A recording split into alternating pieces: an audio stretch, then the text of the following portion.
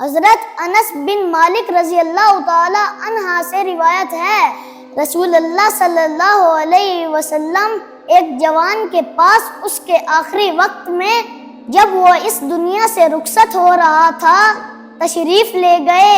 آپ صلی اللہ علیہ وسلم نے اس سے دریافت فرمایا، اس وقت تم اپنے آپ کو کس حال میں پاتے ہو؟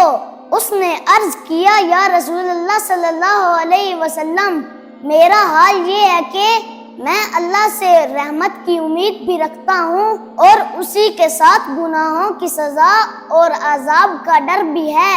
آپ صلی اللہ علیہ وسلم نے ارشاد فرمایا، یقین کرو جس دل میں امید اور خوف کی یہ دونوں کیفیتیں ایسے عالم میں یعنی موت کے وقت میں جمع ہو جائیں تو اللہ اس کو وہ ضرور عطا فرما دیں گے جس کی اس کو اللہ تعالیٰ کی رحمت سے امید ہے، اور اس عذاب سے اس کو ضرور محفوظ رکھے گا جس کا اس کے دل میں خوف و ڈر ہے۔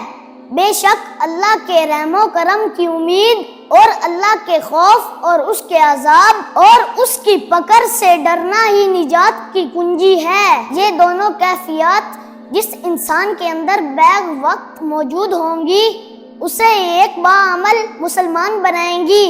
یا اللہ، ایمان کی حالت میں موت دینا اور مرتے وقت کلمہ نصیب کرنا، آمین ثم آمین۔